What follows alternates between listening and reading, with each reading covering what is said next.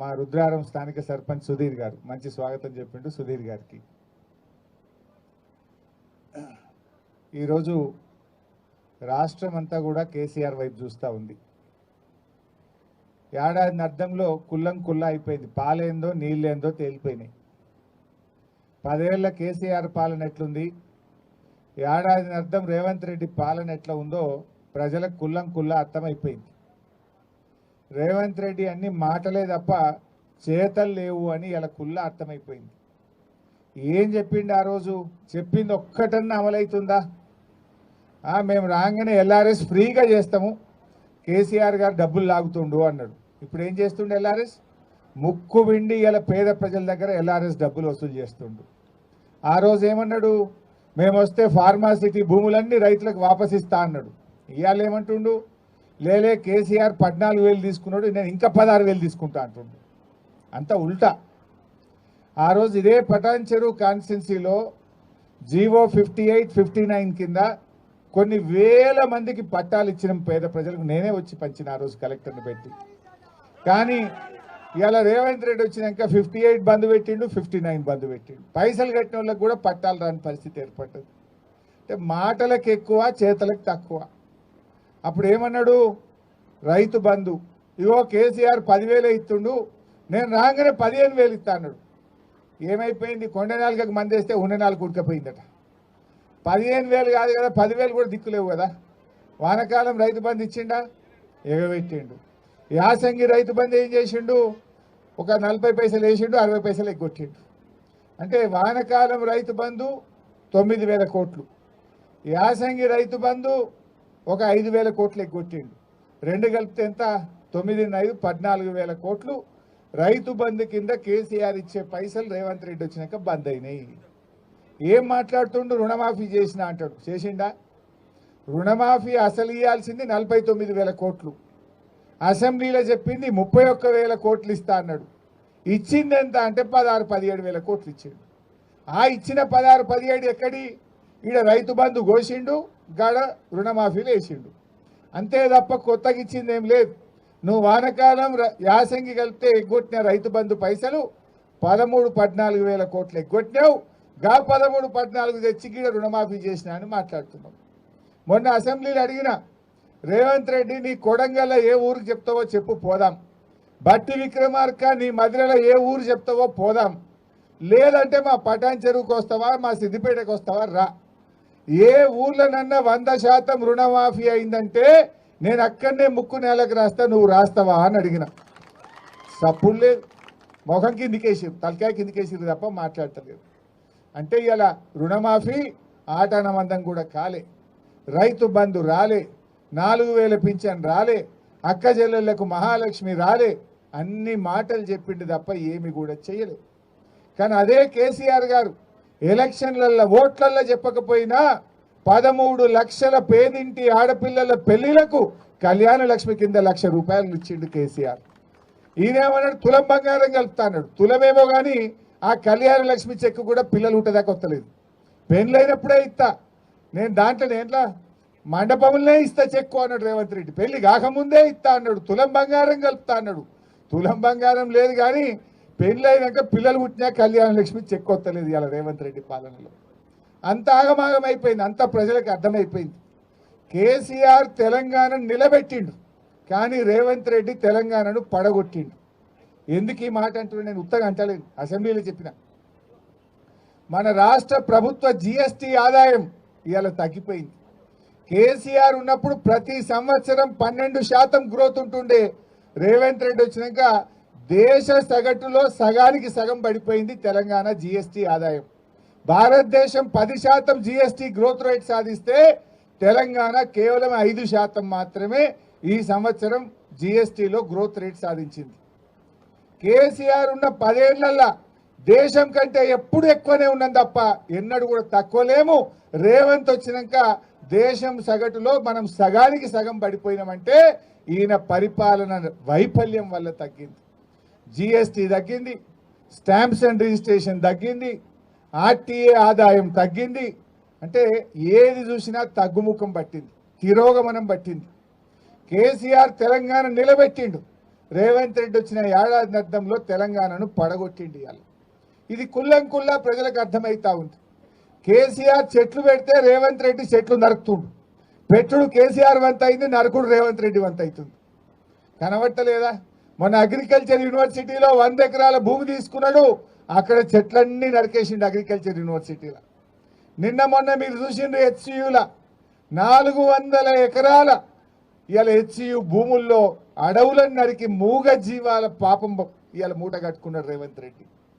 హైడ్రా పేరిట పేదల బతుకులు కూల్చిండు, హెచ్సియులో అడవులు నరికి ఆ మూగ జీవాల బతుకులను కూడా కూల్చిండు రేవంత్ రెడ్డి.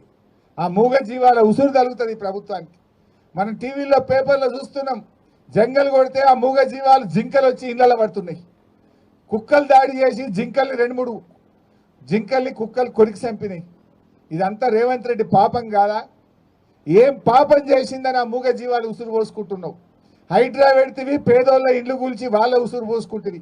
ఒక చిన్న పాప ఏడ్చింది, నా నాన్న కొనిచ్చినటువంటి వాటర్ క్యాన్ తెచ్చుకుంటా, నేను లోపలికి పోయి వాటర్ క్యాన్ తెచ్చుకుంటా అంటే కూడా ఆ చిన్న పాపను కూడా కనికరించకుండా పేదోళ్ళ ఇండ్లు కూల్చిండు రేవంత్ రెడ్డి. కేసీఆర్ది సాగు భాష అయితే రేవంత్ రెడ్డిది చావు భాష. కేసీఆర్ ఎప్పుడు మాట్లాడినా మిషన్ కాకతీయ కింద చెరువులు బాగు చేయమన్నాడు, వాగుల మీద చెక్ డ్యాములు కట్టమన్నాడు, ప్రాజెక్టులు కట్టమన్నాడు, రైతులకు నీళ్లు ఇవ్వమన్నాడు, రైతులకు నీటి తీరువా రద్దు చేసిన భాష కేసీఆర్ది. రేవంత్ రెడ్డి మాట్లాడితే ఏమవుతాడు? ఏది పేగులు వీక్తా, మెడలేసుకుంటా, నేను తొండలు చొర్రగొడతా, తొక్కుతా, సంపుతా, సీరుతా, బట్టలు కూడా వీక్తా, గిద్దప్ప సాగు భాష తప్ప ఒక్క మంచి భాష మాట్లాడిండా ముఖ్యమంత్రి? కేసీఆర్ది సాగు భాష, రేవంత్ రెడ్డిది చావు భాష. ఇంతకు మించి నువ్వు చేసింది ఏమున్నది రేవంత్ రెడ్డి అని అడుగుతా ఉన్నా. ఇవాళ ఈయన పని ఢిల్లీలో కూడా అయిపోయింది. మొన్న బీసీల ధర్నా అని ఢిల్లీకి పోయిండు, ధర్నా పెట్టిండు. ధర్నాకు రేవంత్ రెడ్డి ఏం చెప్పిండు? నేను రాహుల్ గాంధీని తోలుకొత్తా, ప్రధానమంత్రిని ఒప్పిస్తా, పార్లమెంట్లో బిల్లు పాస్ చేపిస్తా అని మాట్లాడిండు. కానీ ఢిల్లీ దాకా పోయినాక అర్థమైంది ఏంది? ఈయన పిలిస్తే రాహుల్ గాంధీ రాలే. ఈయన ధర్నా పెడితే ఈయన పార్టీ నాయకుడు రాహుల్ గాంధీ ఢిల్లీలో ఉండి ధర్నాకు రాలే, అపాయింట్మెంట్ కూడా ఇయ్యలే ఈయనకు. లాస్ట్కి ఈయన వాపస్ వచ్చిండు. ఈయన వచ్చినాక తెల్లారి మాత్రం మిగతా పిసిసి అధ్యక్షుడు, ఉప ముఖ్యమంత్రిని అందరినీ పిలిచి సోనియా గాంధీ ఫోటోలు దిగింది, రాహుల్ గాంధీ ఫోటోలు దిగింది. రేవంత్ రెడ్డికి మాత్రం తలుపులు బంద్ పెడుతున్నారు. ఈయన కలుస్తలేరు, వాళ్ళని పిలిచి ఫోటోలు దిగింది తప్ప ఈయన పిలిస్తే ధర్నాకు రాలే, ఈయన కలుస్తారంటే తలుపులు తెరవలే. ఇది ఇలా రేవంత్ రెడ్డి పరిస్థితి అయిపోయింది. ఇంకా గమ్మత్తు నిన్న చూసిందంటారు మీరు అందరు కూడా. ఆ ఉప ముఖ్యమంత్రి ఏదో స్టేట్మెంట్ ఇచ్చిండు. ఈ రాష్ట్ర కాంగ్రెస్ పార్టీ ఇన్ఛార్జ్ మీనాక్షి గారు ఆదేశించిందట, ఉప ముఖ్యమంత్రి హెచ్సియు విద్యార్థుల మీద కేసులు ఎత్తేస్తున్నాము అని చెప్పిండు. మరి పెట్టింది ఎవడు? కేసులు పెట్టింది ఎవడు? పెట్టిందేమో ముఖ్యమంత్రి. ఆయన్నే హోంమంత్రి, ఆయన్నే ముఖ్యమంత్రి రేవంత్ రెడ్డి. రేవంత్ రెడ్డి కేసు పెట్టడట, బట్టి విక్రమార్క కేసులు ఎత్తేస్తారట. ఇదేమి రాజ్యము? అసలు కోక తుక్కనాడి అంట చూడు, తోక కుక్కనాడిస్తుందా, కుక్క తోకనాడిస్తుందా? ఇలా హోంమంత్రి ముఖ్యమంత్రి రేవంత్ రెడ్డి, ఆయన్నేమో పిల్లల మీద కేసులు పెట్టిండు. ఇవాళ పిల్లల్ని తెచ్చి సంగారెడ్డి జైలు వేసింది రేవంత్ రెడ్డి. ఉప ముఖ్యమంత్రి అంటాడు లేలే కేసులు ఎత్తేస్తున్నాం, పిల్లల్ని విడుదల చేస్తున్నాం అంటాడు. ఇలా ఎవరిది నడుస్తుంది? అసలు గవర్నమెంట్ ఇట్లుంటుందా? గవర్నమెంట్కి ఒక పద్ధతి ఉండదా? మరి నేను రేవంత్ రెడ్డి అడుగుతున్నా, నువ్వు అక్రమంగా కేసు పెట్టినావు, నువ్వు తప్పుడు కేసు పెట్టినావని నీ ఉప ముఖ్యమంత్రి వాళ్ళని జైలుకి వెళ్ళి విడుదల చేయమన్నాడు. మరి నువ్వు క్షమాపణ చెప్పు. రేవంత్ రెడ్డి నీ ఉప ముఖ్యమంత్రే చెప్పిండు, నువ్వు ఆ పిల్లల మీద అక్రమంగా కేసు పెట్టినావు, ఆ పిల్లలను అక్రమంగా జైల్లో పెట్టినావు, ఇది తప్పు అని నీ ఉప ముఖ్యమంత్రి క్యాబినెట్ మిత్రులందరూ కలిసి వాళ్ళని జైలుకి వెళ్ళి విడుదల చేయమన్నాడు. కేసు పెట్టింది నువ్వే కదా రేవంత్ రెడ్డి. మరి నువ్వు రేవంత్ రెడ్డి నేను డిమాండ్ చేస్తున్నా, నువ్వు అక్రమ కేసు పెట్టినందుకు రాష్ట్ర హోంమంత్రిగా, రాష్ట్ర ముఖ్యమంత్రిగా హెచ్సియు పిల్లలకు బేషరతుగా క్షమాపణ చెప్పాలని చెప్పి నేను ఈరోజు రేవంత్ రెడ్డి డిమాండ్ చేస్తా ఉన్నా. అసలు నీ పరిస్థితి ఆగమైపోయింది. నువ్వు ఏం చెప్తున్నావో మీ మంత్రులే ఈయన పరిస్థితి ఏర్పడ్డది. అంతా ఆగమాగం. రేవంత్ రెడ్డి పాలన సగం సగం ఆగమాగం. ఏది చూసినా సగం సగం, అంతా ఆగమాగం. మూసి అన్నాడు 3 నెలలు ఉరికిండు, ఎల్లెలకెళ్ళ పడ్డాడు. హైడ్రా అన్నాడు 6 నెలలు ఉరికిండు, ఎల్లెలకెళ్ళ పడ్డాడు. ఏదన్నా ఒక్కటన్నా కొనెళ్ళిందా? దేవుళ్ళ మీద ఒట్టు పెట్టిండు, 15 ఆగస్టు కల్లా రుణమాఫీ చేస్తా. అటున్న సూర్యుడు ఇటు పొడిచిన, భూమి ఆకాశం ఒక్కటైనా 15 ఆగస్టుకు రుణమాఫీ ఆగది మొత్తం చేస్తా అన్నాడు. చేసిండా? చేయాల్సింది 49, చేసింది 16, 17, సగం సగం ఆగం ఆగం కదా. ఏది చక్కగా ఉన్నావు, ఏది కొనెళ్ళింది? దేవుని మీద ఒట్లు పెట్టి దేవుణ్ణి మోసం చేసిన ముఖ్యమంత్రి ప్రజల్ని మోసం చేయడా? దేవుణ్ణే మోసం చేసిన ముఖ్యమంత్రి భారతదేశంలో ఎవరు లేడు. దేవుడు అంటే అందరికీ భయం, దేవుడు అంటే భక్తి, దేవుడు అంటే ప్రేమ. కానీ రేవంత్ రెడ్డి ఆ దేవుణ్ణి కూడా మోసం చేసినటువంటి వ్యక్తి ఈ రేవంత్ రెడ్డి. బహుశా ఈ చరిత్రలో ఇంకో ముఖ్యమంత్రి లేడు, రాడు. దేవుణ్ణి మోసం చేసిన చరిత్ర ఎవరికన్నా ఉన్నది భారతదేశంలో అంటే అదొక రేవంత్ రెడ్డికి మాత్రమే ఉంటుంది. ఇట్లా ఇలా ఆగమాగమైపోయింది. రియల్ ఎస్టేట్ బేరం పటాన్ చెరువులో 3 పువ్వులు 6 కాయలు ఉండే. గిట్ల పోయి గట్ల కూడా చేసి డీల్ చేసి కత్తరు. ఎన్ఆర్ఐలు గిన్ఆర్ఐలు హైదరాబాద్కి వెళ్ళి ఎవరు చూడు పటాన్ చెరువులో ప్లాట్ కొందరు. ఇప్పుడు ఆ రిజిస్ట్రేషన్ ఆఫీస్కి పోతే అంత ఈగలు కొట్టుకుంటుడట. ఈగలు కొట్టుకునే ఉంది. బయట ఏమో దుకాణం ఉంటాయి చూడు, వెండర్లు, స్టాంప్ వెండర్లు. ఆడపోతే ఎవడొస్తలేడు స్టాంప్ వెండర్లు, గిరాకీ లేదు. స్టాంప్ వెండర్లో గిరాకీ లేదు, రిజిస్ట్రేషన్ ఆఫీస్లో బేరం లేదు. ఆ రియల్ ఎస్టేట్ మా తమ్ముళ్ళ పాపం ఆ ఫైనాన్స్ వాళ్ళు వచ్చి కార్లు గుంజుకపోతున్నట, మోటార్ సైకిల్ గుంజుకపోతున్నట. ఇన్స్టాల్మెంట్ కూడా వెళ్తలేవు. అంత ఆగమైపోయింది. కేసీఆర్ 10 ఏళ్ళు ఉంటే పెరుగుడే పెరుగుడు, పెరుగుడే పెరుగుడు. రేవంత్ రెడ్డి వస్తే దిగుడే దిగుడు, దిగుడే దిగుడు అయిపోయింది. అంత ఆగం. ఎవరిని చూసినా ఆగమే. రైతులు చూసినా పరేషానే ఉన్నారు, బేరాలు చూసినా పరేషానే ఉంది, రియల్ ఎస్టేట్ చూసినా పరేషానే ఉంది. ఏదైనా ఒకటి చక్కగా చేసిన రేవంత్ రెడ్డి. అన్నీ ఆగమాగం. ఏమనంటే ఆర్ఆర్ ట్యాక్స్ అంటివి, మెట్రో రైలు రద్దంటివి, ఫార్మాసిటీ రద్దంటివి. ఒక్కటన్నా చక్కగా చేస్తే కదా నువ్వు. సరిగా చేస్తే గిట్లుంటుందా? బంగారు పల్లెంలో పెట్టి అద్భుతమైన ప్రగతితో తెలంగాణను చేతిలో పెట్టిండు కదా కేసీఆర్. నువ్వు ఇలా మొత్తం తెలంగాణను ఆగం పట్టిస్తున్నావు. ఎసొంటి తెలంగాణ ఎట్లా చేస్తున్నావు? ఆనాడు కేసీఆర్ ఎక్కినాడు మంచినీళ్ళు లేవు, కరెంటు లేదు. ఇదే పటాన్ చెరువులో వారానికి 2 రోజులు పవర్ హాలిడే ఉంటుండే పరిశ్రమలకు. 2 రోజులు ఇండస్ట్రీలు మూతపడ్డాయి పటాన్ చెరువులో కేసీఆర్ ఎక్కినాడు. కానీ ఏడాది లోపలే కేసీఆర్ 24 గంటల కరెంటు పరిశ్రమలకు ఇచ్చిండు, ఇండ్లకు ఇచ్చిండు, రైతులకు ఇచ్చిండు, కడుపు నిండా కరెంటు ఇచ్చి చూపించిండు. ఇదే పటాన్ చెరువులో మంచినీళ్ళు లేక అమీన్పూర్ దిక్కుపోతే బిందెలు పట్టుకొని ట్యాంకర్లు ఇంకా పోదురు. 3 రోజులకు ఒక్కసారి నీళ్ళు వస్తుండే అమీన్పూర్లో.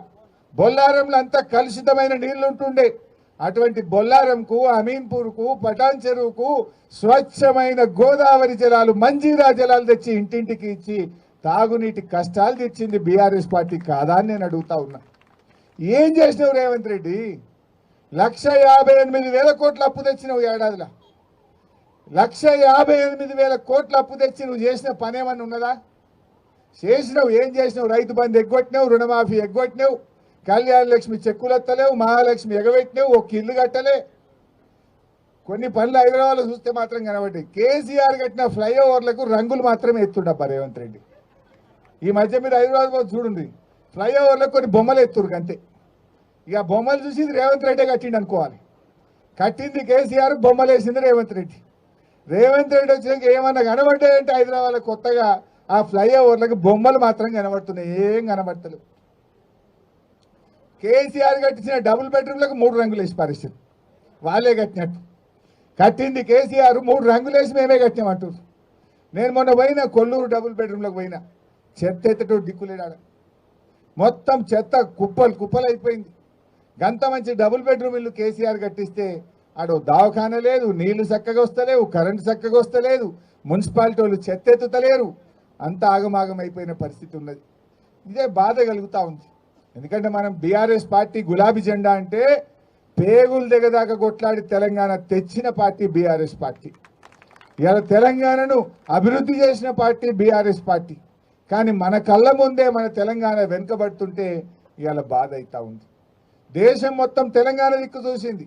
మంచినీళ్ళ పథకమైనా, చెరువుల పునరుద్ధరణనైనా, 24 గంటల కరెంట్ అయినా, రైతు బంద్ అయినా, కళ్యాణ లక్ష్మి అయినా, మూగ జీవాలకు అంబులెన్సులైనా దేశం మనం చూసి నేర్చుకునేటట్టు నడిపినాం. మనం 10 ఏళ్ళు దేశం మనం చూసి నేర్చుకున్నది. తెలంగాణ దిక్కు దేశం అంతా చూసింది. అన్నం, బియ్యం, వడ్లు, ఆ వడ్ల ఉత్పత్తిలో దేశానికే నంబర్ 1 అయినాం. కేసీఆర్ ముఖ్యమంత్రి ఉన్నప్పుడు తమిళనాడు వాళ్ళు జర బియ్యం మాకు అమ్మరా అని అడుగుతుండే, కర్ణాటక వాళ్ళు జరంత బియ్యం మాకు అమ్మరా, మాకు కమ్మి వడ్డే అని అడుగుతుండే. అంటే తెలంగాణ 10 మందికి అన్నం పెట్టే ధాన్యాగారంగా మార్చింది బీఆర్ఎస్ పార్టీ. అంత అద్భుతంగా తీర్చిదిద్దినాం మనం. కానీ ఇలా తెలంగాణ ఇలా వెనుకడుగు పడతా ఉంది. రేవంత్ రెడ్డి పాలనలో ఇవాళ ప్రజలకు అర్థమవుతా ఉంది, మళ్ళీ బీఆర్ఎస్ రావాలి, మళ్ళీ కేసీఆర్ రావాలని చెప్పి ఇలా ప్రజలు మన వైపు చూస్తూ ఉన్నారు. మన ఉమ్మడి మెదక్ జిల్లా రూరల్ తెలంగాణలో అత్యధికంగా 7 సీట్లు గెలిచి మెదక్ జిల్లా బీఆర్ఎస్కు అండగా నిలబడ్డది. మనమందరం కష్టపడాలి. మళ్ళీ ఎప్పుడు ఎన్నికలు వచ్చినా 10కి 10 బీఆర్ఎస్, 10కి 10 బీఆర్ఎస్ గెలిపించి మనం కేసీఆర్కు బహుమతిగా ఇవ్వాలి, ఇస్తామన్న నమ్మకం కూడా నాకు ఉన్నది. ప్రజలు మన వైపే చూస్తున్నారు, నమ్మకం మన వైపే ఉంది. తేలిపోయింది. రేవంత్ రెడ్డి అన్ని మాయ మాటలు, భ్రమలు, ఇవన్నీ నీటి బుడగలు అనేటువంటి విషయం ఇవాళ ప్రజలకు అర్థమవుతా ఉంది. ఇవాళ కేసీఆర్ మాట అంటే మాట మీద నిలబడ్డాడు, అభివృద్ధి పథంలో దీన్ని నడిపించి చూపించిండు. అరేగా పటాన్ చెరువులో నేను రిజిస్ట్రేషన్ ఆఫీస్ శాంక్షన్ ఇచ్చిన, పటాన్ చెరువుకు ఆర్డీఓ ఆఫీస్ జీవో తెచ్చిచ్చినాం. రేవంత్ రెడ్డి వచ్చి ఏడాది అర్థమైనా ఆర్డీఓ ఆఫీసు రిబ్బన్ కత్తిరియరు, రిజిస్ట్రేషన్ ఆఫీసు చాలు చేయరు. ఇదేం గవర్నమెంటు? కొత్త ఇచ్చుడు విడిచిపెట్టండి, కేసీఆర్ ఇచ్చినవి కూడా నడవయా? ఆడ గంత పెద్ద సూపర్ స్పెషాలిటీ ఆసుపత్రి, 200 పడకల ఆసుపత్రి పటాన్ చెరువులో కేసీఆర్ శాంక్షన్ ఇచ్చి ఆయనే వచ్చి స్వయంగా కొబ్బరికాయ కొట్టిండు. ఏడాది అర్థమైనా ఇంకా దవాఖాన పూర్తి కాదు, ఆ పనులు ప్రారంభం కానటువంటి పరిస్థితి ఉంది. ఇవన్నీ కూడా ఇలా ప్రజలకు అర్థమవుతా ఉన్నాయి. నేను మీ అందరినీ కూడా కోరేది ఒక్కటే, గట్టిగా కష్టపడండి. తప్పకుండా మా నాయకులు, సీనియర్ నాయకులు అందరినీ కూడా నేను కాపాడుకుంటా. ఏ ఒక్క నాయకుడిని కూడా రేపు అన్యాయం జరగదు. మీకు తగిన గుర్తింపు, గౌరవం లభించే బాధ్యత నేను తీసుకుంటా. మీ అందరికీ ఎవరి స్థాయికి తగ్గట్టు ఎవరు కష్టపడితే వాళ్ళను కాపాడుకుంటుంది పార్టీ, ఆ బాధ్యత నేను తీసుకుంటా. దయచేసి అందరూ కలిసి పనిచేయండి. ఏప్రిల్ 27 వరంగల్ మీటింగ్కు పటాన్ చెరువు నుంచి పెద్ద ఎత్తున స్వచ్ఛందంగా కదిలొచ్చే విధంగా ఇప్పటి నుంచి ఏర్పాట్లు చేయండి. బ్రహ్మాండంగా వాల్ రైటింగ్ చేయండి, పోస్టర్స్ వేపియండి, ప్రజల్లో చైతన్యం తీసుకురండి. ఎప్పుడెప్పుడా వరంగల్ మీటింగ్కి పోవాలి అనే విధంగా ఏప్రిల్ 27 వరంగల్ మీటింగ్కు అన్ని గ్రామాల నుంచి, అన్ని మున్సిపల్ వార్డుల నుంచి, జిహెచ్ఎంసీ వార్డుల నుంచి కూడా జన సమీకరణకు సమాయత్తం చేయండి. పెద్ద ఎత్తున ఏప్రిల్ 27కు జిల్లాలో పటాన్ చెరువు నుంచి ఎక్కువ మంది వచ్చిండ్రు. ఎందుకంటే ఎక్కువ ఓట్లున్నది కూడా పటాన్ చెరువే, ఎక్కువ ఓట్లున్నాయి, ఎక్కువ జనం కూడా పటాన్ చెరువు నుంచే రావాలి. ఆ విధంగా మీరందరూ కూడా సమాయత్తమై వరంగల్ సభను విజయవంతం చేయాలి. వరంగల్ సభ చారిత్రాత్మక సభ, రజతోత్సవ సభ. 25 సంవత్సరాలు పూర్తి చేసుకుంటున్న సందర్భంగా బీఆర్ఎస్ పార్టీ జరుపుతున్న రజతోత్సవ సభ. ఎందుకంటే పార్టీ పుట్టింది తెలంగాణ కోసం, ఆ తెలంగాణ సాధించిన పార్టీ బీఆర్ఎస్ పార్టీ. ఆ తెచ్చిన తెలంగాణను దేశంలో నంబర్ 1గా నిలిపిన పార్టీ 10 ఏళ్లలో బీఆర్ఎస్ పార్టీ. ఇంత ఘన చరిత్ర మన పార్టీకి ఉన్నది. అందువల్ల అందరూ కూడా స్వచ్ఛందంగా మరి వరంగల్ సభకు తరలి రావాలని చెప్పి కోరుకుంటూ, జై తెలంగాణ.